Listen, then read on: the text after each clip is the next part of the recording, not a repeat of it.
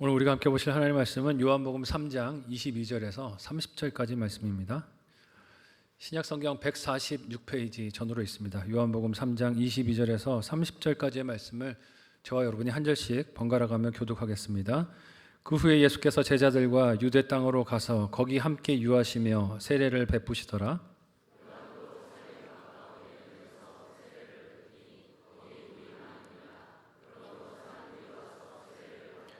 요한이 아직 옥에 갇히지 아니하였더라.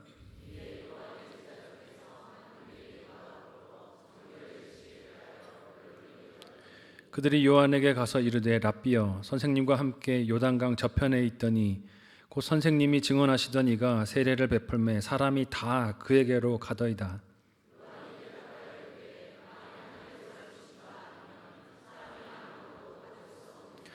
내가 말한 바 나는 그리스도가 아니요 그의 앞에 보내심을 받은 자라고 한 것을 증언할 자는 너희니라.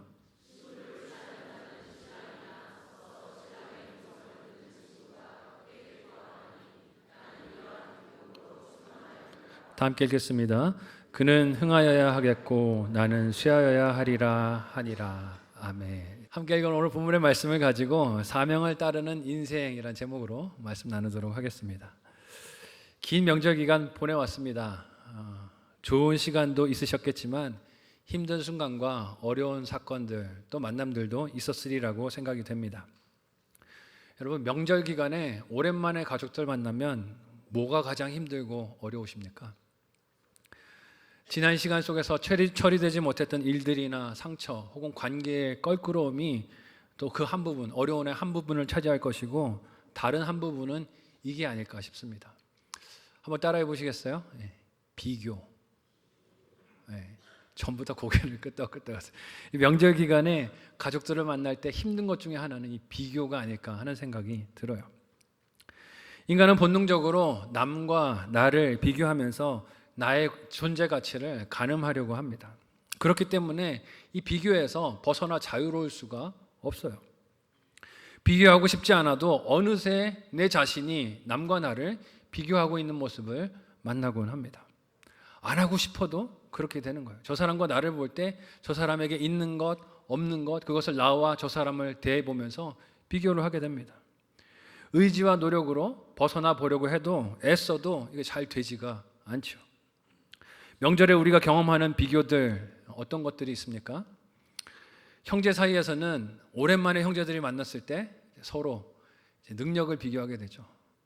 올해 연봉 좀 올랐냐? 말은 못하지만 속으로 부글부글 끓으면서 또 비교가 되기도 합니다. 서로의 능력을 비교하고 형편을 비교하고 부모님을 향한 효도의 노력이나 수고를 명절 기간에 우리가 많이 비교합니다. 부모와 자녀 사이에서는 다른 가정의 부모와 자녀 사이에 있었던 도움이나 혹은 노력이나 그 노력의 크기나 빈도, 혜택들을 비교하기도 합니다. 명절에 앉아서 같이 명절 상을 놓고 이렇게 음식을 먹는데 부모님이 이런 얘기 하시면 속에 턱 걸리지 않으세요?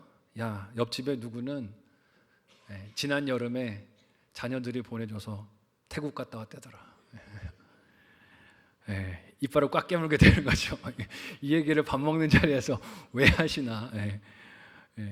그런 얘기하면 무슨 얘기입니까? 우리 부모님도 나도 가고 싶은데 좀 보내주면 안 되냐? 이 얘기잖아요. 그죠? 비교가 다가오면 확 마음이 다치는 일들이 있습니다. 그럼 자녀도 맞받아치는 복수의 마음이 생기죠. 작년에 우리 교회 어느 집사님은 부모님이 유산 물려줬대던데 뭐 이런 얘기 들으면 또 부모님도 이빨 꽉 깨무시는 거죠. 그죠? 이런 대화들이 식탁에서 오고 가고 나면 명절 기간이 우리에게는 너무 힘들고 피곤한 고통이 되어버리기도 합니다. 가족을 만나서 좀 쉬고 마음의 여유를 갖고 오려고 그랬는데 오히려 마음에 비교 때문에 짐이 눌리고 또 여러 가지로 죄책의 마음도 생기고 부담이 되기도 하는 것이죠. 이렇게 우리는 비교를 통해서 고통과 함께 교만과 좌절 사이를 우왕좌왕하며 이렇게 인생을 보낼 때가 많습니다. 미국의 코넬 대학교의 연구팀이 92년도에 바르셀로나 올림픽이 끝난 이후에 은메달과 동메달을 수상한 메달리스트들의 행복도를 조사한 그 기록이 있다고 그래요. 왜 은메달과 동메달만 조사를 했을까요? 금메달은 만족도가 10이면 10이 다 찼겠죠. 근데 이제 은메달과 동메달은 거기서 조금 모자랐으니까 만족도가 어떤가를 좀 조사를 했다 그래요. 근데 은메달을 수상한 선수들은 행복도가 10점 만점에 몇 점이 나왔을까요? 4.8점. 5점이 안 되게 나왔다는 거예요. 그러니까 절반에 못 미치는 좀 마음이 서운하다 하는 감정이 있다는 것이고요. 동메달을 수상한 메달리스트들은 몇 점이었을까요? 10점 만점에 7.1점. 5점보다 더 높은 점수를 받았다는 거예요. 여러분, 어째서 순위가 더 낮은 3위한 선수들이 행복도가, 만족도가 더 높을까요? 은메달을 탄 선수들은 누구와 자신을 비교합니까? 금메달하고 비교를 하면서 이렇게 얘기하는 거죠. 조금만 더 했으면, 조금만 더 했으면 내가 금메달 딸 수 있었는데 이거 못 땄어. 그래서 그게 아쉬워서 만족도가 확 떨어지는데, 동메달을 딴 선수들은 어떻습니까? 자칫하면 노메달이 될 뻔했어. 그런데 3등을 해서 야, 동메달이라도 탔으니 이게 얼마나 좋은 일이냐, 감사한 일이냐 하고 만족도가 확 올라갔다는 것이에요. 이 얘기를 들으면서 부모님들이 이런 얘기 하잖아요. 비교를 할 때 누구랑 비교해라? 너보다 못한 사람하고 비교해. 그러면 감사하고 행복할 수 있지 않아? 여러분, 그게 아니죠. 비교의 이 자극들이 날마다 우리에게 밀려드는데, 우리는 내 위에 있는 사람 혹은 내 아래에 있는 사람과 비교를 하면서 끊임없이 교만과 절망 사이를 오가면서 널뛰기를 합니다. 여러분, 이렇게 밀려드는 비교의식의 자극에 어떻게 대응하고 살아가고 계십니까?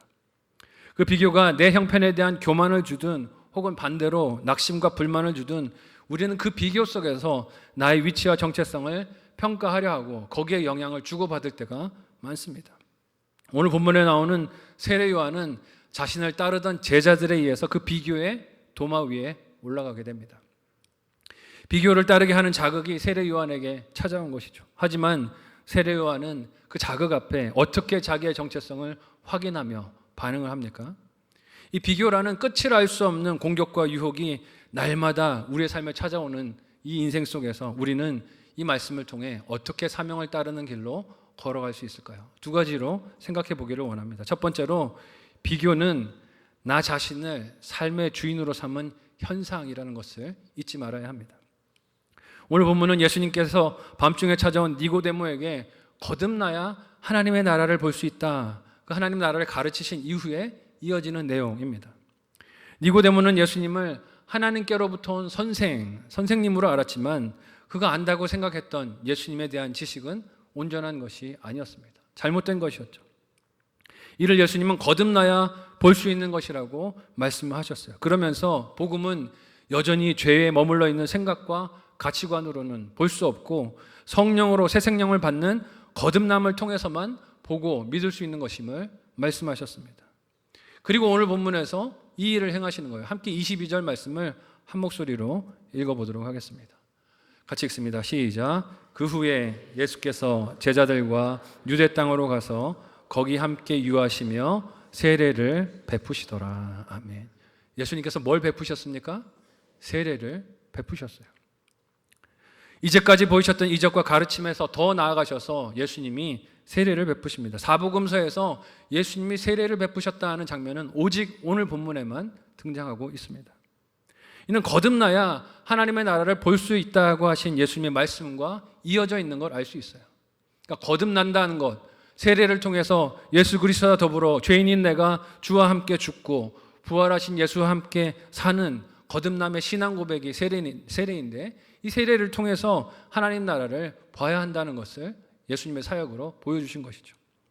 그런데 이 일을, 그 의미와 결은 좀 다르지만 이미 세례 요한이 그리스도께서 오실 길을 준비하며 하던 일이었다는 것을 우리는 기억합니다. 함께 오늘 보면 23절을 한 목소리로 읽어보도록 하겠습니다.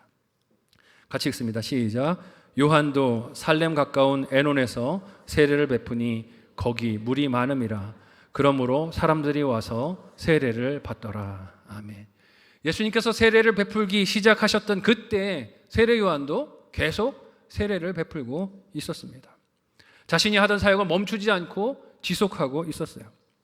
세례 요한의 세례는 원래 예수께서 세상 죄를 지고 가시는 어린 양이 되시고 그가 구약에서 약속된 구원자라는 진리를 나타내는 것이 세례 요한의 세례의 목적이었어요. 요한복음 1장 29절에서 31절 말씀을 우리 하이라이트 된 부분을 좀 주의하면서 한 목소리로 읽어보도록 하겠습니다. 같이 읽습니다. 시작. 이튿날 요한이 예수께서 자기에게 나아오심을 보고 이르되 보라, 세상 죄를 지고 가는 하나님의 어린 양이로다. 내가 전에 말하기를 내 뒤에 오시는 사람이 있는데 나보다 앞선 것은 그가 나보다 먼저 계심이라 한 것이 이 사람을 가리킴이라. 나도 그를 알지 못하였으나 내가 와서 물로 세례를 베푸는 것은 그를 이스라엘에 나타내려 함이라 하니라. 아멘. 세례 요한의 세례의 목적이 무엇이라고 합니까? 그리스도를, 예수를 세상에 나타내는 것이 그의 세례의 목적이었다고 해요. 이런 목적을 가지고 있었던 세례 요한의 세례이기에 예수님이 오신 이후에는 그의 역할이 어떻게 된 것 같습니까?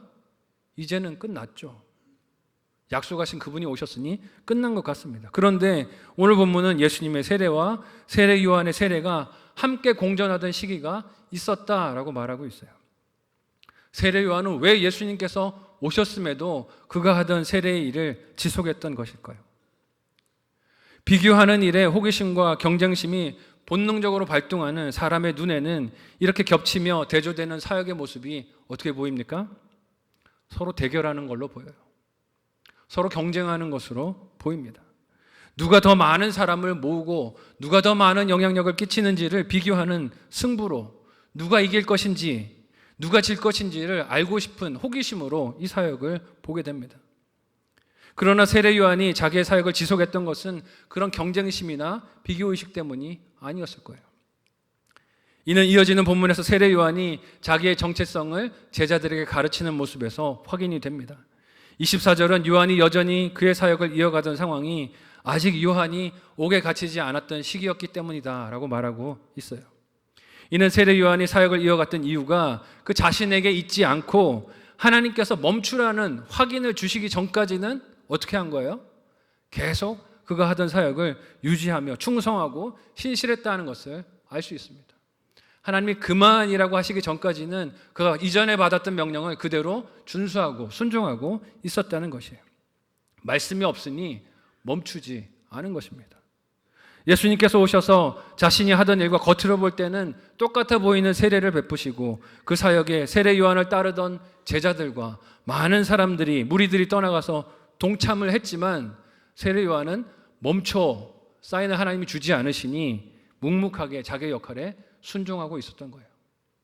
근데 여러분, 이렇게 순종하고 있을 때 이 순종함에 어떤 도전이 찾아옵니까? 함께 오늘 본문 25절에서 26절을 한 목소리로 역시 하이라이트 된 부분을 주의하면서 우리 읽어보도록 하겠습니다.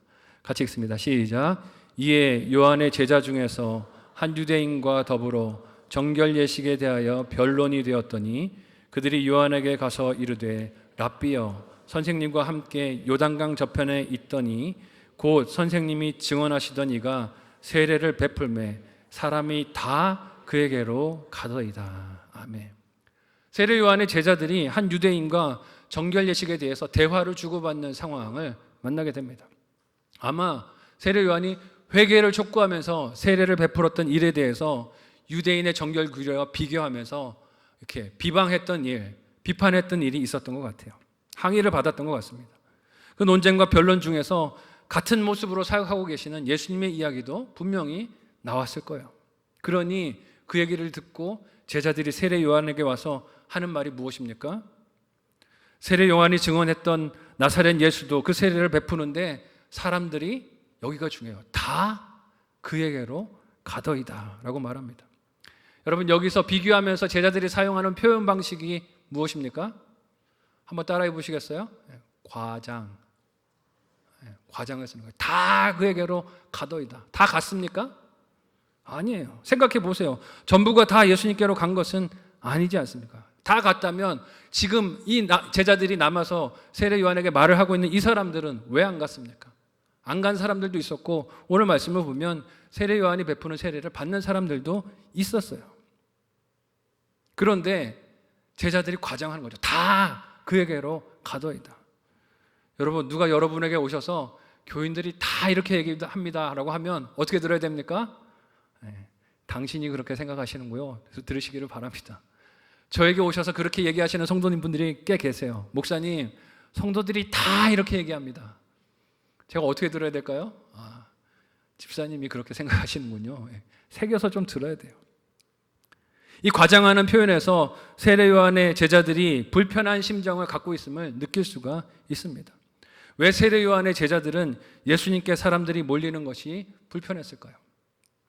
자기 자신과 그들이 속한 그룹이 주인공이 되어야 한다는 생각 때문이 아니겠습니까?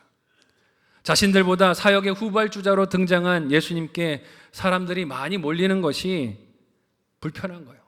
사람의 연공서열을 따지는 가치관으로 볼 때 공정하지 않다고 여기는 겁니다. 내가 이 사역 먼저 했는데 나중에 사역을 시작한 사람에게 사람이 더 많이 몰려가니 질투가 느껴지고 불편한 것이에요. 사람들이 먼저 이 운동을 시작한 자신들을 버리고 나중에 등장한 예수님께 몰리는 것이 꼭 뭐같이 느껴집니까? 배신같이 느껴지고 배반당한 것 같이 느껴지는 거예요. 그리고 이를 방치하는 듯한 예수님과 그의 제자들도 어떻습니까? 원망스러워요. 우리가 먼저 이 일을 했는데 자신들에게 찾아오면 그리로 가라고 보내줘야지 왜 그 사람들을 다 받아주는 거야? 원망하고 불평하는 감정들이 생깁니다. 여러분, 이런 감정들은 나 자신이 주인이 될 때 자연적으로 나타나는 마음의 현상이자 반응이라 할 것이에요. 그러나 이러한 비교는 어디까지나 내가 주인이 되어 나 자신의 삶과 온 세상을 판단해 평가하는 주체가 내가 될 때 생겨나는 힘이고 이끌리는 힘이라는 것을 보게 됩니다. 그래서 내 생각과 판단대로 되지 않는 삶에 대해서, 주변의 가족이나 다른 지체들에 대해서, 그들의 행동에 대해서, 사람들의 반응에 대해서, 일의 결과에 대해서 낙심을 하거나 조금만 잘 되면 교만하고 우쭐해지는 것입니다. 그 기준이 나니까 그렇게 되는 거예요. 비교가 그의 인생을 이끄는 힘이 되기 때문에 그렇습니다. 이 생각과 가치관에 나를 내어주면 어떻게 되겠습니까?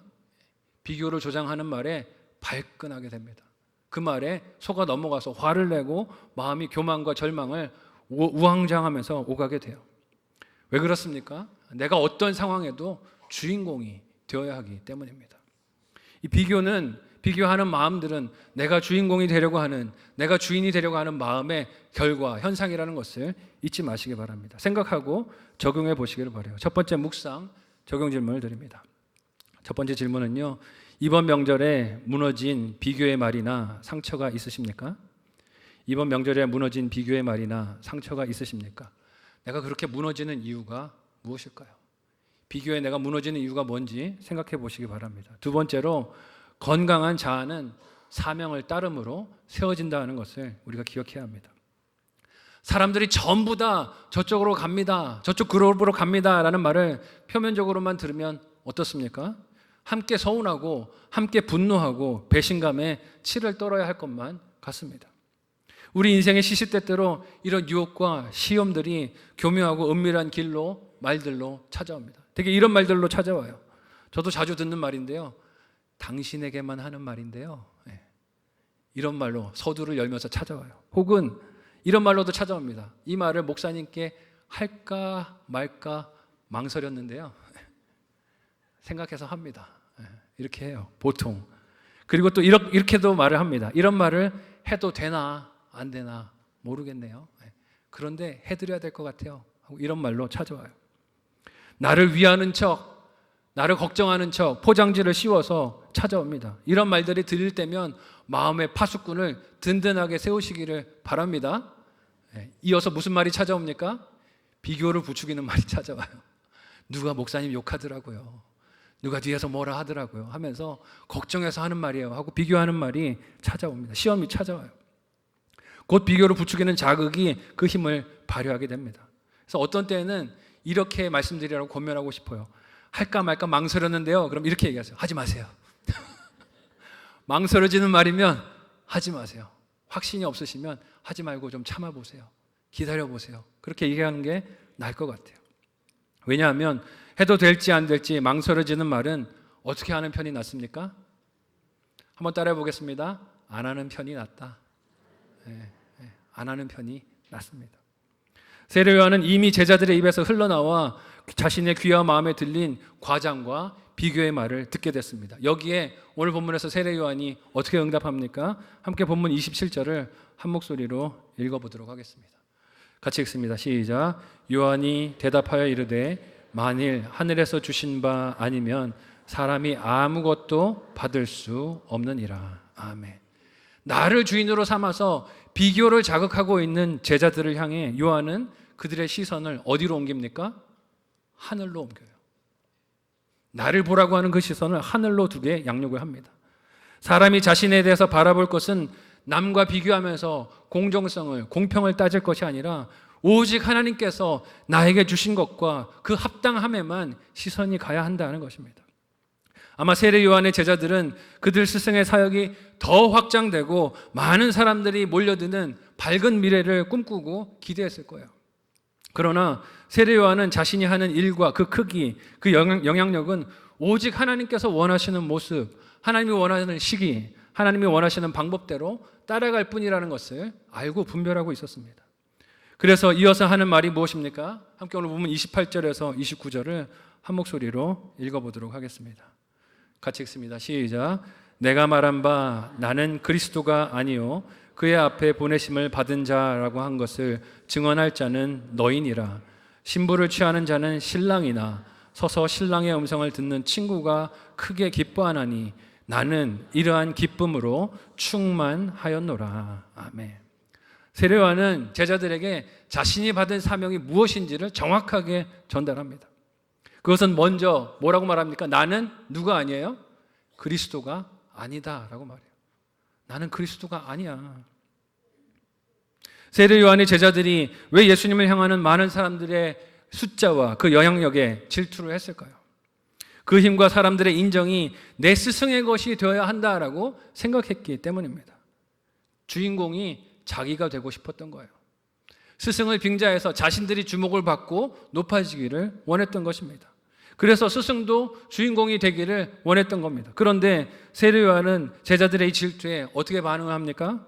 제자들이 관심을 갖고 소유하기 원하는 그것, 즉 사람들의 인기와 열광과 많은 숫자와 많은 사람들이 칭찬하는 것은 자기의 사명과 관련이 있어요, 없어요?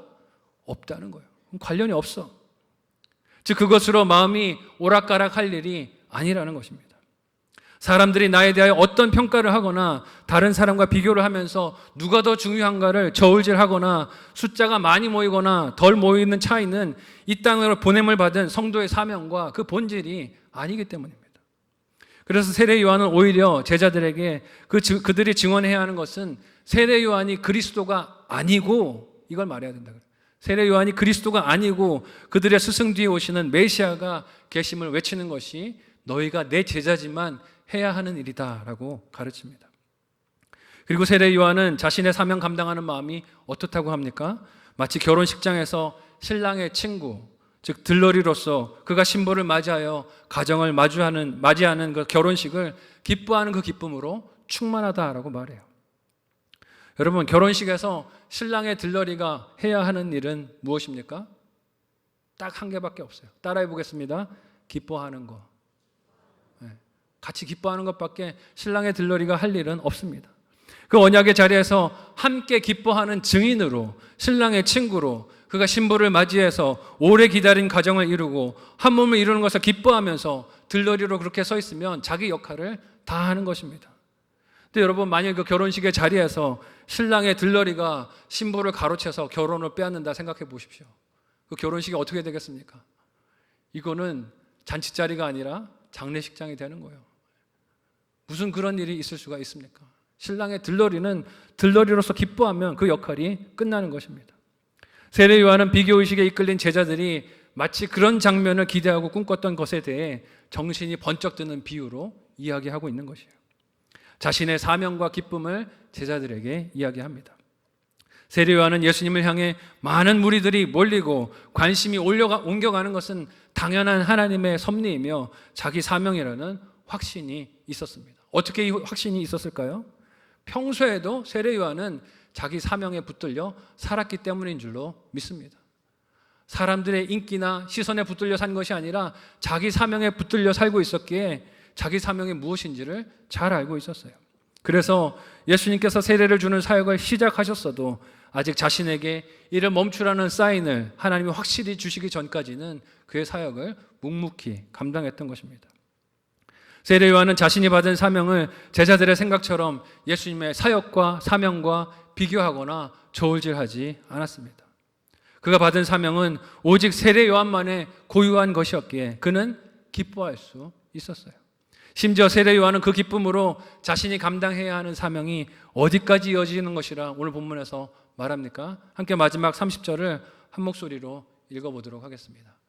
같이 읽습니다. 시작. 그는 흥하여야 하겠고 나는 쇠하여야 하리라 하니라. 아멘. 세례 요한은 자신의 사명이 어디까지 있다는 것을 확인합니까? 쇠하는 것도 내 사명이다 하는 것을 확인합니다.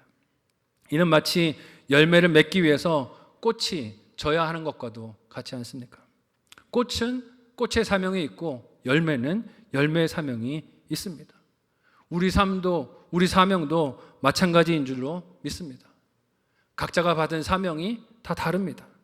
각자가 보냄받은 시대가 다르고 역할이 다르고 주신 달란트가 다르고 은사도 다르고 보냄받은 위치도 다릅니다. 그런데 우리는 나에게 주신 사명을 따르는 것이 아니라 자꾸 남을 바라보며 나에게 없는 것을 비교하고 부러워하거나 남에게 없는 내 것을 비교하며 우쭐하고 교만할 때가 많습니다. 특별히 남과 자신의 인생을 비교하는 것이 습관화되어 있는, 관습화되어 있는 한국 사회에서 우리가 살아가며 이 비교의식은 참 떨쳐내기 힘든 것 같습니다. 족쇄이자 어려운 습관인 것을 봅니다. 이번 명절에도 그런 비교하는 일을 내 스스로 하거나 혹은 비교를 당하면서 얼마나 힘든 시간을 보내셨습니까? 누가 시키지도 않는데 자동으로 비교합니다. 누가 아무 말도 안 했는데 내가 먼저 자괴감이 들어서 그렇게 주눅이 든곤합니다. 하나님께서 우리 각자에게 주신 사명이 다름에도 불구하고 우리는 비교 대상이 아닌 것들을 비교하며 자아가 건강하지 못한 상태에서 신음할 때가 많아요. 세례 요한은 예수님과 비교했을 때 연극이나 영화로 따진다면 주연이 아니라 무엇입니까? 조연이에요, 조연. 단역 배우일 수 있습니다. 그러나 훌륭한 영화를 보면 거기에는 주연만 있지 않습니다. 아무리 짧고 순간만 출연하는 조연이나 단역 배우라 할지라도 중요하지 않은 인물이 있습니까? 없습니까? 없어요. 다 중요합니다. 그 영화가 좋은 영화가 되기 위해서는 영화 속에 등장하는 모든 배우들이 각자의 역할을 각 작가의 의도대로 잘 소화하여 표현하는 것이 필수적입니다. 그 역할에 다른 배우들의 역할과 내 것을 비교할 필요도 서로 견줄 필요도 없다는 것이에요. 예수님이 이런 제자의 사명을 십자가에 죽으시고 부활하신 후에 자기 양떼를 맡기신 베드로에게도 동일한 의도로 주십니다. 요한복음 21장 20절에서 22절 말씀을 우리 같이 한 목소리로 읽어보도록 하겠습니다. 같이 읽습니다. 시작. 베드로가 돌이켜 예수께서 사랑하시는 그 제자가 따르는 것을 보니 그는 만찬석에서 예수의 품에 의지하여 주님을 파는 자가 누구오니까 묻던 자더라. 이에 베드로가 그를 보고 예수께 여짜오되 주님, 이 사람은 어떻게 되겠사옵나이까? 예수께서 이르시되 내가 올 때까지 그를 머물게 하고자 할지라도 내게 무슨 상관이냐? 너는 나를 따르라 하시더라. 아멘. 베드로는 부활하신 예수님을 디베랴 호숫가에서 만났습니다. 예수님이 베드로에게 3번 물으셨어요. 내가 나를 사랑하느냐? 베드로가 근심하며 예수님께 사랑을 고백했습니다. 내가 주님을 사랑하는 줄 주님이 아십니다. 내 양을 먹이라 하신 예수님께서 베드로에게 주셨던 사명 중 하나가 무엇입니까? 네가 지금까지는 네가 띠띠고 다녔지만 나중에는 남이 너를 띠띠워서 원하지 않는 곳으로 데려감을 당할 것이다 하셨어요. 근데 베드로가 이 말을 듣고 어떻게 됩니까? 덜컥 마음에 겁이 납니다. 두려워요. 그러자 오늘 본문에 오늘 함께 읽은 이 말씀에 이 상황이 등장하는 것이죠. 그러면 예수님, 요한은 어떻게 될까요? 이걸 물어봅니다. 너는 원하지 않는 곳으로 띠띠어 이끌어감을 당할 것이다 얘기했더니 베드로가 그러면 요한은 어떻게 되는데요? 뭐가 올라옵니까? 비교의식이 올라오는 거예요. 하지만 예수님께서 베드로에게 하신 말씀이 무엇입니까? 그 사람은 그 사람의 사명의 길을 갈 것이고 베드로 너는 어떻게 해라 하십니까? 너는 나를 따르라. 너는 네 사명의 길을 가라 하고 말씀하십니다. 베드로 자신은 자기의 사명만 집중해서 예수님을 따르는 길로 걸어가면 된다는 것입니다. 왜냐하면 이런 사명 감당이 결국 하나님께서 그 백성에게 원하시는 건강한 자아가 세워지고 하나님 나라를 세우며 확장하는 역할을 잘 수행하는 순종이 되기 때문입니다. 저와 여러분도 나만의 사명과 부르심에 순종하고 집중하며 그 사명을 신실하게 따르는 하나님의 자녀들이 되시기를 예수님의 이름으로 간절히 소원하고 축복합니다. 비교하지 않으셔야 해요. 나는 내 사명의 길을 온전히 순종하고 따라가면 됩니다. 한번 생각하고 묵상해 보시기를 바랍니다. 마지막 묵상 적용 질문을 드립니다. 첫 번째는요, 받은 사명을 비교하지 않고 잘 감당하십니까? 받은 사명을 비교하지 않고 잘 감당하십니까? 그 일에 기쁨이 충만하십니까? 생각해 보시면 좋겠어요. 두 번째, 비교와 비판하는 사람이 있으십니까? 그 비판에 숨겨진 사탄의 전략이 무엇일까요? 생각해 보시기를 바랍니다. 세례 요한은 예수님께서 여자가 낳은 자 중에 이보다 큰 사람이 없다고 할 만큼 귀한 청지기이자 하나님의 사명자였습니다. 마태복음 11장 11절을 같이 한 목소리로 읽어보도록 하겠습니다. 함께 읽습니다. 시작. 내가 진실로 너에게 말하노니 여자가 낳은 자 중에 세례 요한보다 큰 이가 일어남이 없도다. 그러나 천국에서는 극히 작은 자라도 그보다 크니라. 아멘. 이렇게 크다고 얘기했던 세례 요한도 뭘 받습니까? 그의 제자들을 통해 다가온 비교의 시험, 유혹을 받습니다. 자기를 더 내세우고 싶은 욕심의 시험이 찾아오는 것이죠. 이런 시험은 우리가 지난 명절을 통해서도 많이 겪고 고통을 느낀 괴로움이자 나 자신이 남을 판단하고 평가하는 도구의 시험으로도 날마다 찾아오는 괴로움이기도 합니다. 이런 비교가 왜 일어납니까? 내가 내 삶의 주인 노릇을 하기 때문입니다. 내가 세상의 주인공이 되려 하기 때문에 끊임없이 비교를 하고 비교를 당하고 그것에 가치를 두고 살아갑니다. 이 욕심과 비교의식의 공격은 사명을 집중하여 따르는 건강한 자아를 통해서 물리칠 수 있습니다. 건강한 그 자아는 하나님께서 우리 각자에게 주신 역할과 은사, 재능이 다름에도 불구하고 하나님을 위해, 그 거룩한 나라를 위해 소중한 역할로 부르셨다는 것을 믿고 기뻐할 때 든든하게 서게 됩니다. 세상은 자꾸 우리를 세례 요한의 제자들처럼 왜 주인공이 되지 못하느냐고 다그칩니다. 왜 사람들이 옆으로 더 많이 가느냐고 우리에게 비교의식을 자극해요.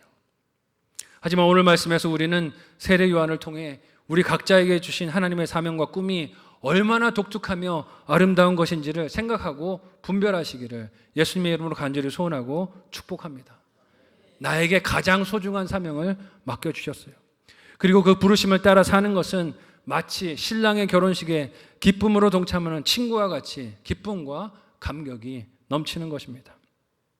오늘 저와 여러분은 나의 삶과 사명을 볼 때 기쁨이 충만하십니까? 아니면 비관과 탄식이 충만하십니까? 남과 나의 삶을, 사명을 비교하면서 교만과 절망을 저울질하며 그렇게 널뛰고 계십니까? 아니면 신랑 되신 예수 그리스도, 그분을 맞이하는 그 마음을 기다리며 기쁨으로 충만하십니까? 우리 삶의 주인 되신 예수님께서 우리의 삶과 사명을 통해 높아지시고 드러나심으로 기쁨이 충만한 하나님의 자녀들, 청지기들이 다 되시기를 예수님의 이름으로 간절히 소원하고 축복합니다. 아멘. 말씀을 기억하며 이 시간에 합심하여 함께 기도하겠습니다. 우리가 긴 연휴를 보냈고 명절 기간을 보냈지만 명절 때뿐만이 아니라 우리는 평생 비교를 당하거나 비교하는 일로 마음앓이를 합니다. 그렇게 고통을 주고받으면서 살아갑니다. 하지만 하나님의 자녀는 각각이 받은 사명과 역할이 다 다르다고 하십니다. 하나님의 구원 역사에 동참하는 영광스러운 존재로 우리가 각자 사명을 받고 하나님의 부르심을 받았습니다. 이 시간 함께 기도할 때 우리가 끝없는 비교의 시험과 유혹을 따라 사는 것이 아니라 사명에 이끌리는 인생이 되게 도와주옵소서. 세례 요한과 같이 우리에게 비교의식을 자극하는 시험들과 어려움들이 찾아올 때 분별하여 물리치고 승리하게 하여 주시고 사명을 따라 굳건하게 살아가는 하나님의 자녀들 다 되게 도와달라고 이 시간에 합심하여 함께 기도하도록 하겠습니다. 하나님 은혜를 감사합니다. 우리를 사랑하셔서 우리 각자의 모양대로, 우리 각자의 역할대로, 방법대로 우리를 불러주시고 하나님 이 교회를 이루며 신앙생활하도록 인도하여 주시니 감사합니다. 끊임없이 세상이 우리를 비교하도록 만들고 그 비교 가운데 절망과 교만을 오고 가도록 우리의 마음을 요동치고 하나님 이리저리 흔들리게 할 때마다 하나님 우리는 분별하여 싸우며 승리하는 하나님의 자녀들 되게 도와주시옵소서. 사명에 붙들려 사는 인생 되기를 원합니다. 하나님이 세워주시는 거룩한 자존감을 세워가게 하여 주시고 세상의 말에 일이 일비하지 않게 하여 주시고 늘 감사하고 기뻐하며 하나님 기뻐하시는 사명의 길로 나아가는 주의 자녀들 되도록 도와주시옵소서. 명절을 마치고 일상으로 돌아가는 우리의 삶이 이렇게 하나님의 말씀을 따르고 성령의 인도하심에 따르며 하나님 기뻐하시는 거룩한 자존감을 세워가며 주신 사명 감당하는 하나님의 자녀들 다 되도록 도와주시옵소서. 감사하며 예수님의 이름으로 기도하옵나이다. 아멘.